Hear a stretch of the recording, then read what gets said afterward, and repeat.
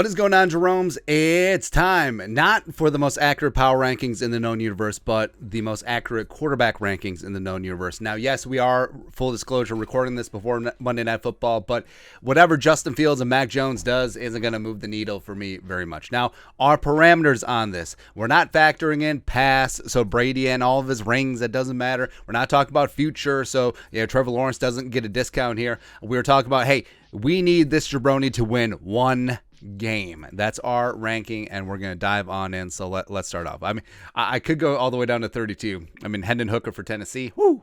Let's go, man. But 32, Aaron Rodgers. I trust him as far as I can throw him, and it's just very clear that he's there to absorb all of the money, and I'm friends with a decent amount of Packers fans. It's clear that they have bad taste because they're friends with me, but they are over his shtick as well. And so here's the thing. Favre was beloved by Packers fans. Rodgers was respected, but he wasn't on the same level of love. It was just more like a business transaction with Rodgers, and it was actually like kinship with Favre. So I think that the fact that Rodgers can't throw the ball out of a piss-soaked paper bag anymore, that defense is bad, blah, blah, blah. It's just not good. 31. Got Justin Fields of the Bears. Now, there's going to be egg on my face if Fields puts up 400 yards and 5 touchdowns and the Bears like boat race the Patriots, but I doubt it.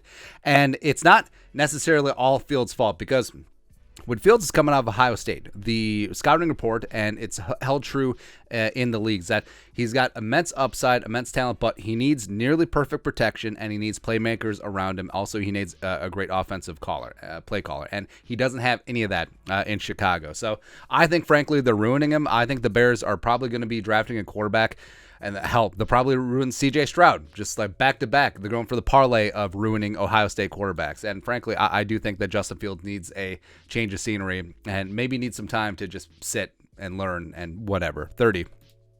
Got Kenny Pickett of the Steelers, where this is a bad quarterback class, let's be honest. And I do think that the Steelers forced this pick. I think that it was just like if Kenny Pickett was from Poughkeepsie or he was from New Mexico and he went to like Montana Tech, this wouldn't be an issue. But I feel like there was some peer pressure from the local fans. It's like, hey, draft the Pitt kid. We passed on Dan Marino, take the Pitt kid.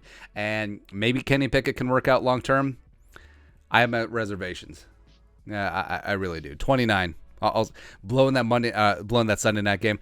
29. I got Davis Mills. Now, I stuck my neck out for Davis Mills, pun intended, because he's got a 9-foot long neck. They call him Anaconda, but they just haven't really gotten it together. And the Texans are just a mess all the way around. But I think that Davis has regressed. I think that he showed some positive signs last year, not so much this year. 28.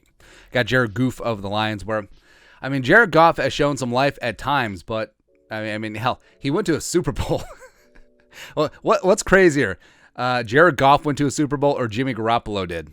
Just kind of insane, man. But I think that it is a mess with the Lions. Their offense can't get any rhythm going. Amon St. Brown is a stud, but, I mean, Jared Goff just is not that guy. And they're going to make a change in Detroit. It's just going to be over. 27. You got Sam Ehlinger. So just got news that Matt Ryan is being benched in favor of Sam Ehlinger. Now, Reich is angling is like, hey, we didn't hold up our end of the deal getting Matt Ryan a good offensive line and a running game, but I think they're just benching him because he's not been Matt Ryan. Like, he's old-ass Matt Ryan. The Falcons gave him away for a song for a reason. So now Sam Ehlinger. Sam Ehlinger is interesting because he had a good career at Texas, and he's a little bit like Tebow, but can throw better. He's more of a runner. He did well in the preseason, so maybe he can move up from here, but he's just a guy who's going to get his first NFL start. 26. Got Zach Wilson of the Jets, where the Jets are 5-2, including four wins on the road. Zach Wilson's not that reason, man. Now, the MILF Hunter maybe can get some things together a little bit later on. He does have some weapons. The offensive line is pretty solid, and I do like Mike LaFleur, who I guess would be the 14-year-old boy. He's the older brother, right? It doesn't matter. But I think Wilson will eventually become a competent and even a good NFL quarterback, but it isn't right now. 25, yeah, whoever is starting for the Saints. I don't care if it's Jameis. I don't care if it's Andy Dalton. He have the back-to-back pick sixes. I don't care if it's Taysom Hill. Actually, I would prefer if it was Taysom Hill because I have him as my tight end in fantasy. But, yeah, whoever's there, not rolling with. Taylor Heineke of the Commies. Now, this could be higher. Obviously, he led them to a victory over the greasy, grimy Green Bay Packers. Had some nice throws down the end, but it was a very rough start. It was very actually, you know what? Screw it. It's my rankings. We're gonna bump them up just a little bit. 24, Russ. Yes. Now I understand. I should put Brett Rippon in this spot since we're talking about quarterbacks who are starting for their team right now. But Russell Wilson, I mean, they could call it a torn hamstring. I don't think that thumb was ever correct from Seattle, and everything is just falling apart. I mean, you give up all these picks for this jabroni, then you give him $250 million, and he's just absolutely atrocious. Like, let Russ cook. Like, what's going to be? It's like a hot dog stuffed with uncooked spaghetti, just like run through. It's like a kid made it, man. It's rough. It's rough, man. 23. You got PJ Walker, Dynamite of the Panthers. Big time win over the Bucs at home. Also doing it without McCaffrey and Robbie Anderson. And PJ, I've always liked PJ. Like, I wanted the Vikings to swoop in and get PJ as a backup because I think that he does have some interesting upside. I think that he does have good leadership tendencies. And hell, even when Darnold and Mayfield are healthy, you start PJ. I mean, hell, what the hell's going on here? 22. Got who? Mac Jones. And again, we're recording this before Monday Night Football, so if he puts up 403 touchdowns against the Bears, this is going to make this ranking moot, but I don't care. Mac Jones, he's kind of like a macro version of Davis Mills, where he had some nice moments last year. Obviously, the Patriots going to the playoffs, but he just doesn't do it for me. You know what I mean? Where it just seems like he's destined to be another Jimmy G. And at Alabama, he's just a distributor behind a great offensive line and as well as the best weapons in football. I don't know. I just don't see it. I'm literally more intrigued by Bailey Zappi. I am. I think he has a little bit of don't give a fudge at all. 21. You got Jabroni Brisket of the Browns. Now, he's just a placeholder until Deshaun gets back a little bit later on, but I don't know. Like, he's had some nice moments. He's had some terrible moments, but I think he is what he is. I think he's a high-end backup around this league. I don't think that he's a long-term starter at all. 19. Yeah, Trevor Lawrence of the Jaguars. Now, he and Doug Peterson have done some nice things, and I think Lawrence has made some nice steps in year 2, but also he still makes a lot of mistakes. Ball security is one of them. He still has a long delivery that's very readable in coverage, so he's coming around, but I'm not ready to roll with him quite yet. 18, got Marcus Mariota of the Falcons, where Marcus, he can still move. He still has a decent arm. He still has like decent leadership traits, but it's just not doing anything for me. Like, there's a reason why the Falcons offense kind of looks like a junior college right now. And also, hey, bro, you have Drake London and you have Kyle Pitts. How come you just don't whip it out there and just like, hey, go up and go get it? I don't know. 17, Jimmy G of the Niners.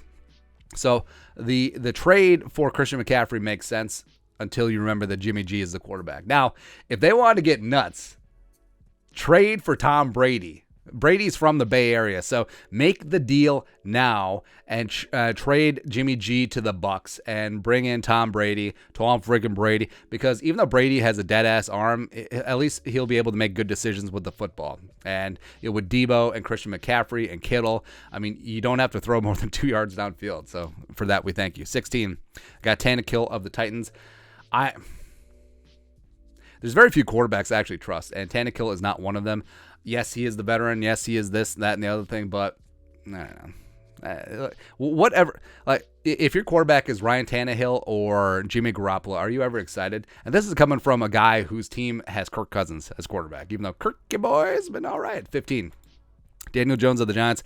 I don't think that he's quite there yet, but you see the potential. You see what Brian Daboll is doing with him. He's limiting his downside. He's trying to maximize his upside, and the Giants are getting it done, 6-1. Tom friggin' Brady. How the mighty have fallen. I mean, if we did this in the preseason, Brady might have been top 4, somewhere in there. But I mean, the Bucs are struggling. 2 straight road losses to the Steelers and the Panthers, respectively. And Brady's been one of the big reasons. Whether it's inaccuracy, whether it's decision-making, it's just been a half second slow. Yes, you can blame the O-line. Yes, you can blame the defense. Yes, you can blame everything. But Brady just doesn't have his fastball anymore. And I think that he really is mentally checked out. Where Brady has always been such a mental focused dude. And with everything that's going on in his life, I mean, how can you possibly be focused? I don't understand it. 13. I got Derek Carr and the Raiders. I do not like Derek Carr. I do not trust Derek Carr. But It is what it is. We got to put him somewhere. Now, actually, I should take that back. Derek Carr with Devontae Adams is okay, but everywhere else, nah. 12, you got Stafford of the Rams, where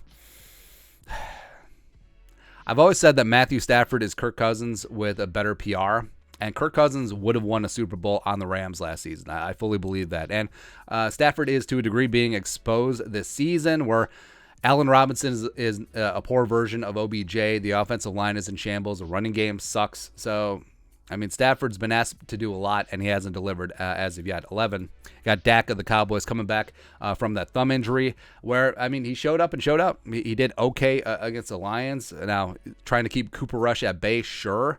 But can you say right now with a straight face, Dak Prescott will go to a Super Bowl? I don't think you can. I really don't think you can. 10, Kyler. So I put Kyler up here just because he's my guy. I mean, short, partial Korean.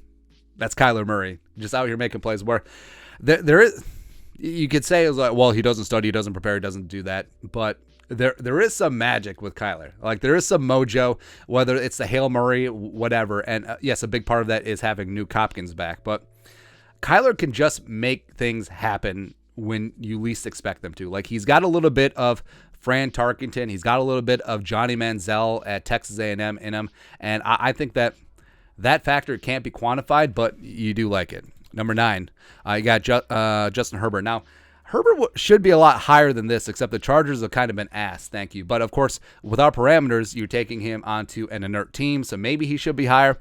I don't know. But he should be one of the best quarterbacks in the league. He's just not right now. Number 8, Geno Smith of the Seahawks. They wrote me off. I ain't right back. I mean, how beautiful is this?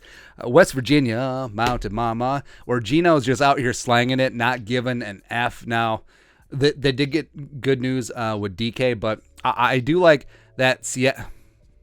Geno's better than Russell Wilson last season. He absolutely is. And I mean, don't call it a comeback. I mean, a lot of people, after a quarterback has failed, just never give them another chance. But Geno has been carrying that clipboard. He's been bouncing around the league. Hell, he was a backup in Seattle for a couple of years, and now he's getting his shot again, and he is not giving an F. Like, he's trying to go Rich Gannon on the bit. And I think Pete Schrager pointed this out.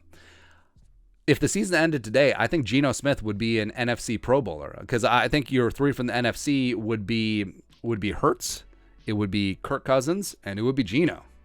As crazy as that sounds, man. 7, got Tua. I mean, Tua's too brave for his own good. Do you see him diving around out there against the Steelers? But, I mean, Tua is that dude. And Tua does have an it factor that Mac Jones simply does not. But health-wise, can he hold up? Durability-wise, can he do that? I don't know. But like I said, we're just playing one game. We're getting it. Lamar Jackson at 6. And I love and respect Lamar Jackson. He is very unique, and he's the X factor, because no matter how many leads the Ravens blow, like, Lamar is not necessarily at fault for most of them. But Lamar, I feel like the arm hasn't progressed, but he's still so freaking dangerous with his legs, man. Now, would I want to extend him on a 5-6 year contract? Probably not. But one game right now, yeah, I'll take him. Number 5, Kirk Cousins. Gotta do it. Where Kirk and his black and white stats may be down, but the Vikings are winning games. Kirk against the Lions, the Saints, and the Bears led 3 straight game-winning drives. So, I mean, Kirk Cousins is getting it done right now, and Kirk is playing the best ball of his career. He's donning the chains, all that stuff, and he's looking really good. I mean, even the most staunch Kirk haters have to admit that he's looking pretty okay right now. At 4, got Jalen Hurts of the Eagles. I've always loved me some Jalen Hurts. I loved him at Alabama. I loved the way that he handled the transition to Tua. I mean, Jalen Hurts is a guy who got benched in the national title game for a true freshman, and he just took it. I mean, he team first, high character guy, got his opportunity 2 seasons later at Oklahoma, was a second round pick. Now he's getting his chance with the Eagles. I mean, he's developing into a franchise guy. Now, the mobility is the great equalizer, but he does need to work on accuracy. But, I mean, I love me some Jalen Hurts, man. Number 3, jumping Joe Burrow. I mean, some people wrote off Joe Burrow. That was stupid. Over the last 2 games against the Saints and the Falcons, absolutely lit it up. And yet, what was he at? Like 450 plus and all the touchdowns against the Falcons. Yeah, Joe Burrow is a freaking assassin, man. Like, don't bet against him. You're going to lose. Number 2, jumping Josh Allen. Yes. I mean, Josh Allen is near the pinnacle of the profession, but Mahomes is still one. I'm still rolling with Mahomes. It doesn't matter what he does. He's the ultimate competitor. He's always going to give you a chance to win, and we are honestly watching a guy who's going to go down as one of the, if not the greatest of all time. He will. I mean, we are watching a top 3 NFL quarterback right now in Patrick Mahomes. Josh Allen is fantastic. Joe Burrow could get there as well. But right now, Patrick Mahomes is he's Jordan. He's Jordan in his freaking prime, man. It's amazing. But that's it. That's our Week 8 NFL quarterback rankings. And if you disagree with any of the rankings, you're wrong. Let us know your thoughts and our thoughts in the comment section below. Subscribe for daily Vikings takes. Want to support the work? Put a little something in the Venmo. But until next time, Skol, production value.